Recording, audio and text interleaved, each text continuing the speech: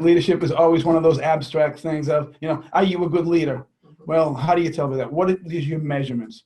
What makes some person a good leader and other people not? I think it's the engagement with the people that work with you and around you. Okay, you can't stay aloof and sit in my office and be a great leader.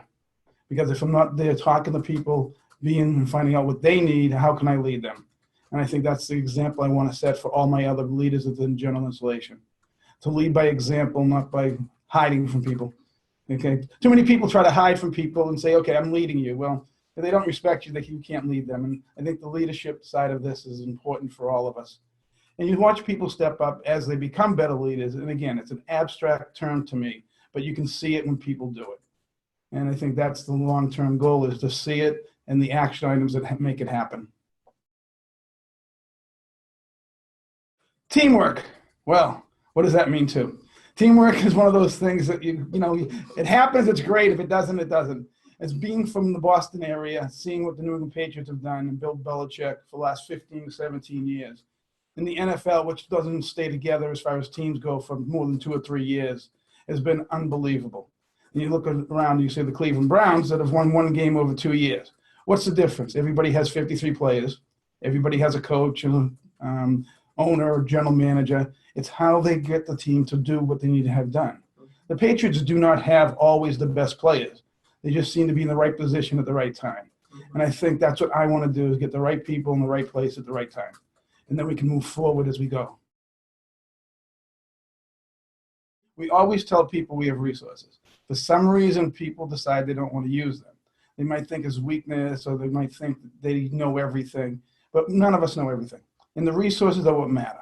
And we have trying to give our people more resources all the time, whether it's sales management, whether it's operational management, whether it's the academy. It's about utilizing the resources, because we don't know everything, but we can know everything together. And I think that's what I want people to understand. Calling and having people help you is what matters. Ignoring that only gets you in trouble, because I always say that it's only a problem when it's a problem, then it's a big problem. And I'd rather deal with problems before they become big problems. It's always much easier to deal with an issue immediately than to wait. Using resources. There are so many resources. Frank has provided enough resources, I think, for anyone to reach out for any need in the company at all. But use your resources at General Installation. Be a self-learner, and just come to work and do your job every day. And that's the best advice I could give to anybody. The resources are there. You just have to be willing to go get them and look for the opportunities to to open more doors within the company. Please use your resources. You have so many people here at General Installation who can help you. Communication is a resource.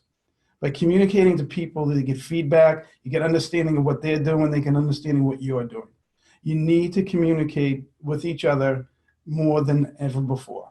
And it's much easier to do that nowadays. Matter of fact, as communication now has become a simple fact, but nothing replaces face-to-face communication, okay? I mean, all this technology stuff is great, except face-to-face communication makes a huge difference.